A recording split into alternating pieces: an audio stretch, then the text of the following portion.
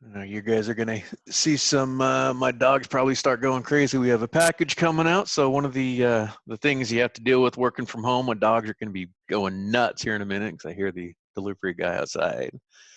But anyway, thank you for joining us, everybody. Welcome to CubeFit Ask the Coach, bonus class we're doing during this downtime. So opportunity for us to connect with our members and see what we could do to help you out during these times.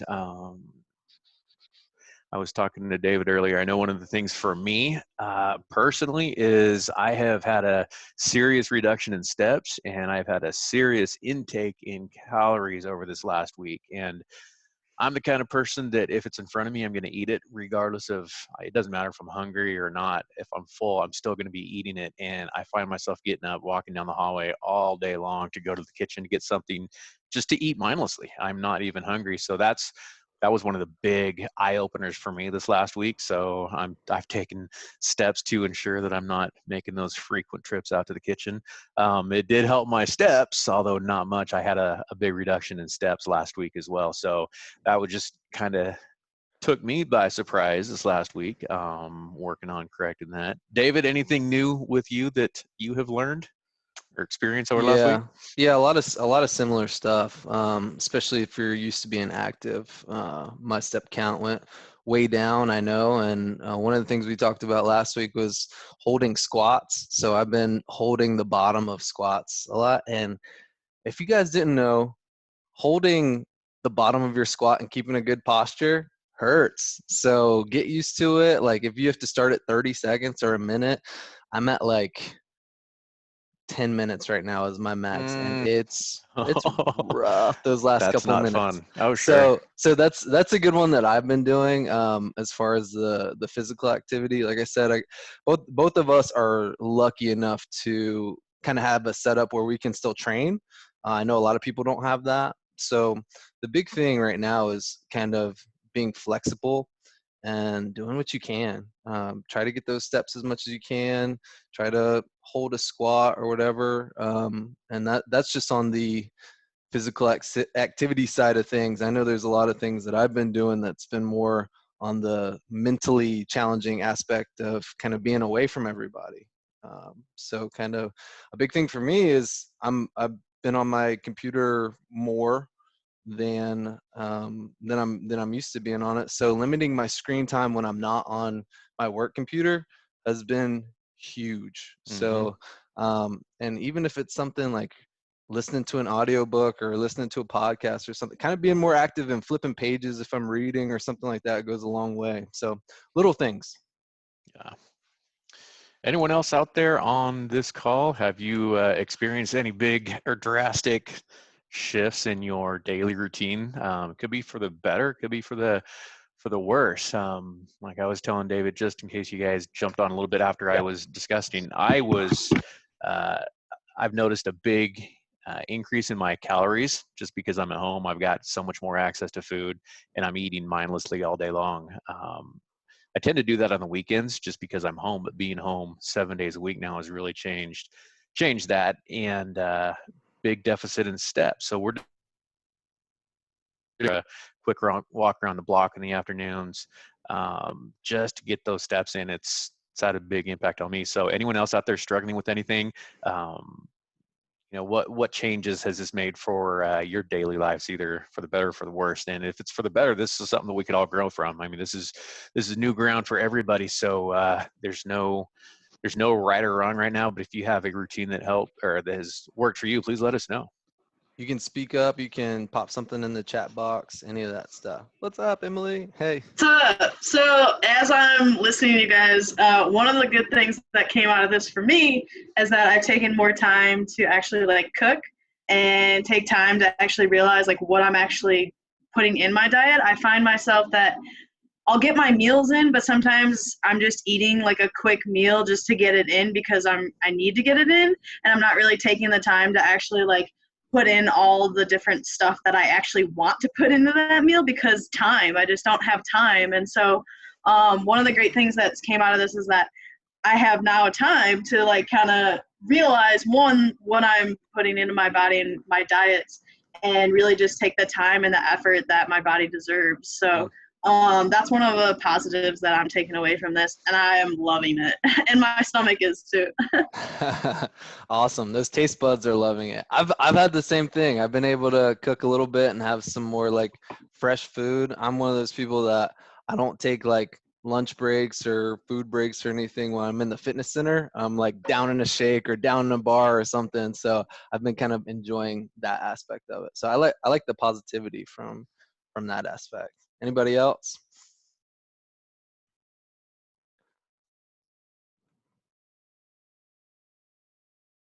Um, I've been when I go down, oh, when I walk out my door to my kitchen anyway. I've been trying to be better about the foods that I choose. One, to get more protein in, I usually do a protein shake with a banana in the morning, and then for the afternoon, I usually grab a cheese stick, nuts, and a baggie full of grapes. So I'm just trying to be a little bit more healthy in my choices. Good. That's nice. Yeah, having those nutrient dense options that keep you satiated, keep you full a little bit more is great, especially at times like these if you're moving a little bit less. I know we're trying to Mm. get as many steps as possible, but yeah, Yeah. yeah, exactly. A lot of people can raise their hands. So if that caloric demand goes down, you're being more mindful of what you're fueling your body with, that can go a long way. That's good. Something I just thought of around here, my community in our neighborhood. Well, all the schools are shut down here, and so there's just reduced activity for everyone, the kids, the parents. Something that families have done around here. It's not just localized here, but I saw it in our little community group. Is people are putting stuffed bears in their front yards or in their front windows, and it's almost like a trick or treat thing, but the kids get to walk around, count how many different bears are up in that neighborhood, and it's caught on. And so what was just a few houses is now expanded into several neighborhoods together. So these kids are getting out away from everybody else, just their families. They're going for walks, they're counting all these bears and coming back with these huge numbers. And it's kind of been this social media fed frenzy that's taken off around here. So that's a good way for increased steps as well. I'm personally not out looking for the teddy bears, but it's cool to see. Oh, Christy, awesome! I'm glad it's happening in other spots too. So, just an idea to get some more steps in. Um, yeah. Anyone else questions Questions or on how to implement stuff or ideas that you have? I know something that I've been doing too. I just thought about it. I'm just have not been sitting down in the morning. Like I usually won't sit until let's say I start work at like 7 or 8. I usually won't sit until like 11 or 12, and that might be a little extreme for a lot of folks. But just standing with a good posture and alignment is a really good thing too, because I know we're all battling that struggle of sitting too much and being in a bad posture. So something that you can try. Doesn't have to be that long. how about anyone? Has anyone tried any new activity routine, new exercises, or anything like that that you guys have gotten the ball rolling with? I'm seeing this as an opportunity to break some bad habits and create some good habits. We usually you wait towards the first of the year to start a new exercise routine, but when there's a drastic life change, it's a good opportunity as well. For me, I've been doing a lot more kettlebelling just because it's kind of my thing, and it's been a change of, I don't know, complete change of scenery, change of lifestyle. So that's a newness for me. David, anything new with you? Yeah, so it's a good time to kind of play around with things that you haven't in a while in your programming. If you're used to training, so maybe something like tempo. I know we talked about that a little bit last time, slowing everything down a little bit. Another thing you can play around with is rest periods. So for me, if I'm doing heavier sets, I might take 2 or 3 minutes, right? If you don't have some of that heavier equipment, your rest periods can go down. You can play around with little things like that. You might not be able to select all the exercises that you want to, but playing around with your rep schemes and rest periods and stuff like that can be a good way to get that cardio exercise while you're stuck indoors and don't have an elliptical or a treadmill and stuff like that. So kind of play around with it and explore. Yeah, It can be change fun. change is so important. Change is really, really important. So again, another opportunity to take advantage of this time and create some diversity in your programs. Just had another point and I forgot it. It'll come back to me here shortly. It was a good question I had. Sleep. How is everyone's sleep? I find myself even getting a little bit more sleep. I'm not spending as much time in a car. The commute time is less, so I am finding myself with a little bit more time in the day, and that's where I don't normally struggle with sleep. That's a really strong spot for me. My sleep has been amazing, and I like 8. No, I need 8. I like 9, but I'm able to get my 9 every night now, and it's been huge for me. So has that been a positive impact on anyone out there, that you're able to sleep either deeper or longer? Good point. That's definitely a big part of it. We talk about nutrition and training so much. Sleep is a big part of it. Sleep is so important. Getting rested and rejuvenated. Looks like we have some comments. Emily doing some bike Yeah. riding. That's cool. That's cool. Yeah, I've been getting the best rest ever. I wear my fitness band and it tracks it, and it's been like 8 hours of solid sleep and like not waking up as much. I'm not as restless. I think it's because I'm doing more. I know it sounds weird, but like you guys are talking about your steps. I've been making myself get outside for like no matter what the weather is, but for a walk for at least an hour. I put a podcast on and I get an hour in and I'm still hitting my 10 and I just feel like I'm doing more because I feel like I'm so trapped that like I can't. I don't know. When I get home from work, I like to like relax and like I was just on my feet all day doing a bunch of stuff. And now being at home, I feel like I'm doing more administrative stuff, which is the programs we have coming up and stuff. So yeah, I've been taking time to like get out more and my sleep's been great. Love it. So that's a big deal. If you're kind of listening to what she just said, it doesn't have to necessarily be programmed exercise or something that's structured. You can get your NEAT in, which is non-exercise activity thermogenesis, which basically just means when you're not exercising, you're moving around, you're still burning calories. So as many little things you can do. If you need a deep clean of your house, this is probably the time to do it. If there's, something that you've been putting off, but you can get some activity in, work it in somehow. Yeah, it's amazing how many projects around the house I've found that we've been putting off for years because I don't want to do that. It's too nice, or we can go out and go do whatever it is, and there's always excuses to put off this work. So that's been something for us that's keeping us busy around the house, as well as just yard projects, just a lot of activity that wouldn't be doing normally. So even though I'm not getting my steps, I am doing a little bit more exercise, but yeah, we're making it work for sure. Mm-hmm.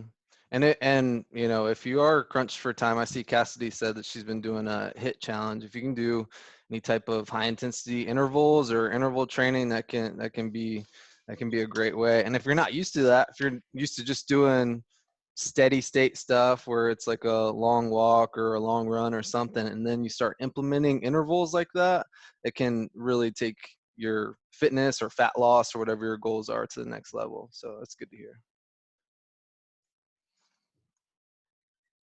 What else you got for us? We're taking questions. Yeah, any questions, you can unmute yourself and ask. You can chat it in the or type it in the chat box. We are here to help you guys.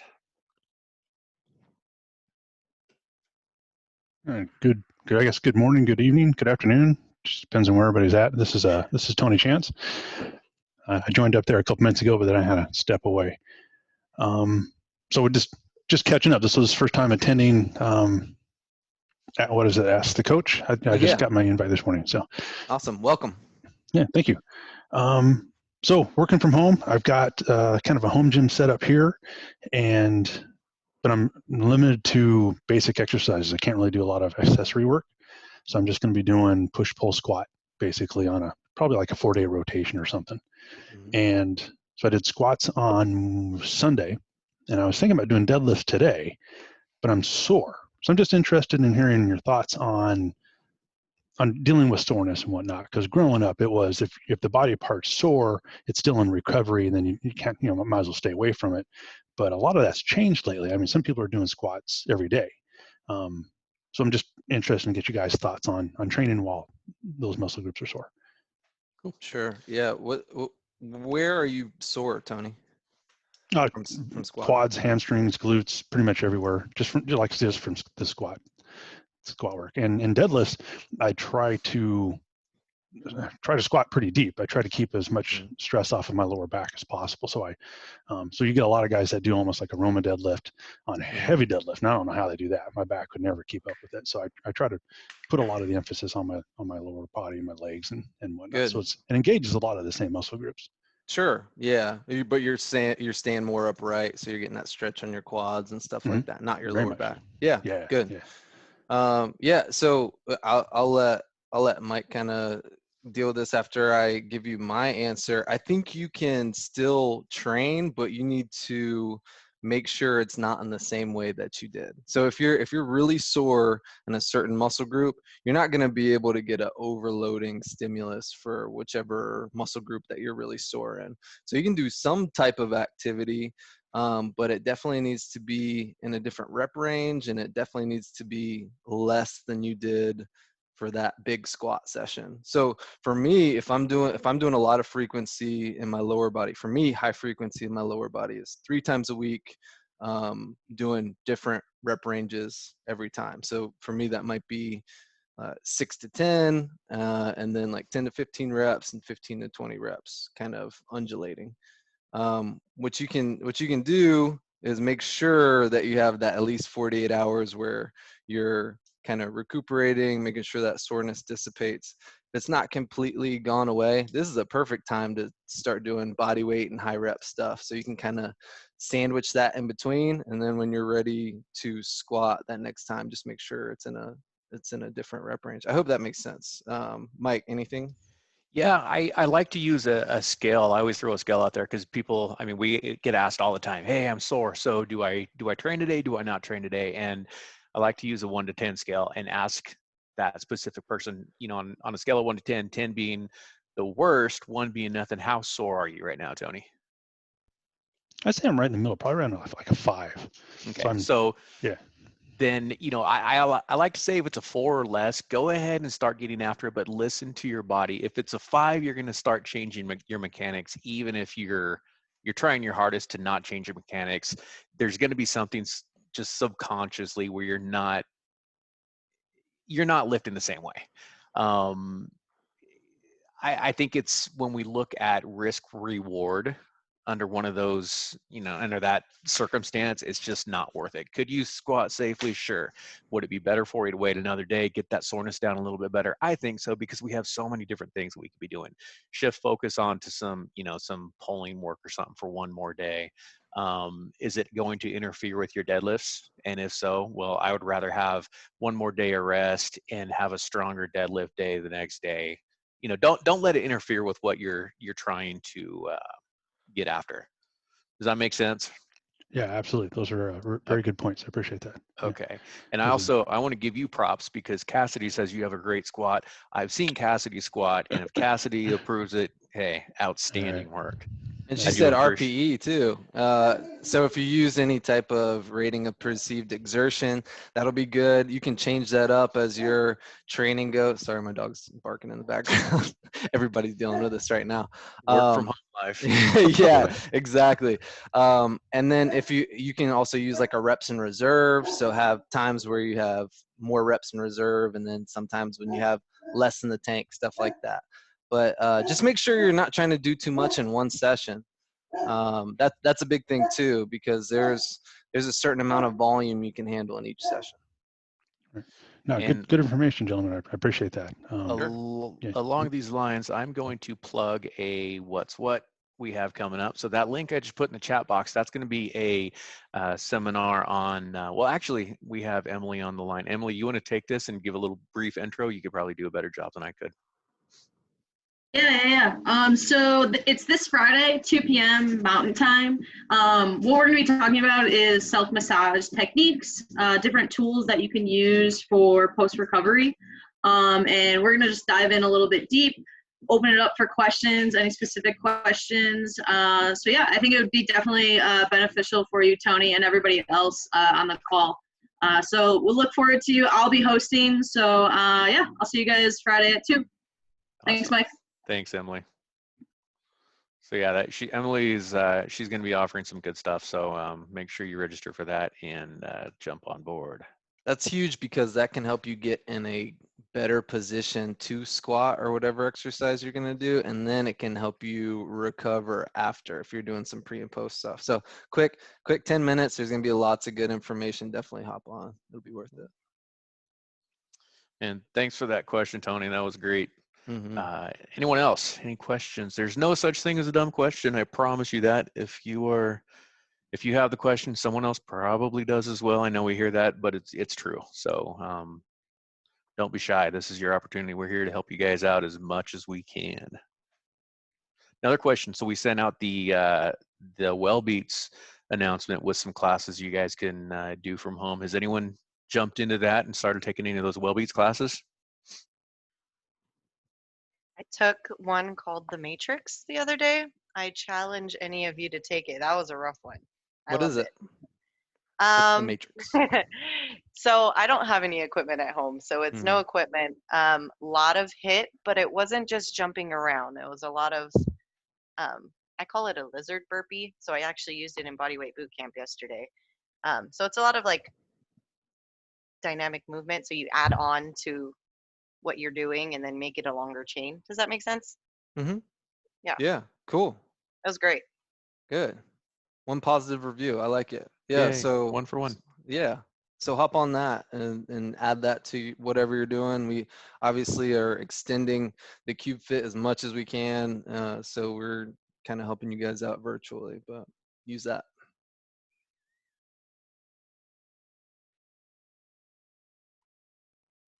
Anyone else? We have any other questions or comments or anything we could do to help you guys out? Any suggestions? Is there something you guys would like to see that we're not offering? We have a pretty diverse group of program managers on the team, and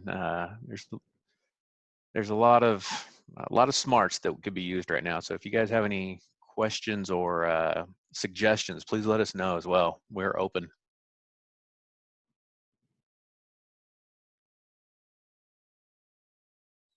We got a shy group today.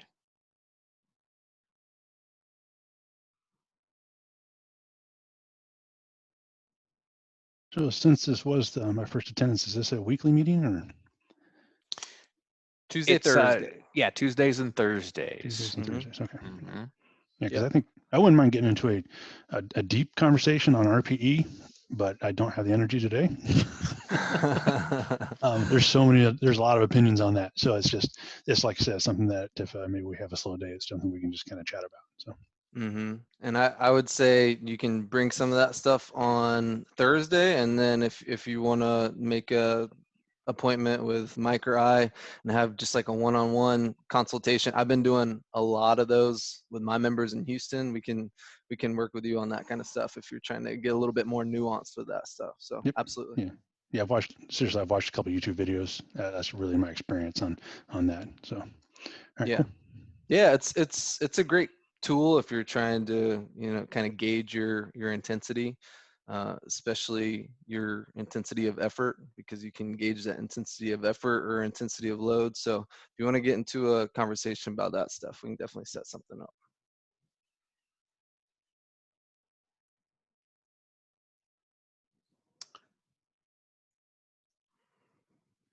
Anyone else? Don't be shy, please. Yeah, we got time.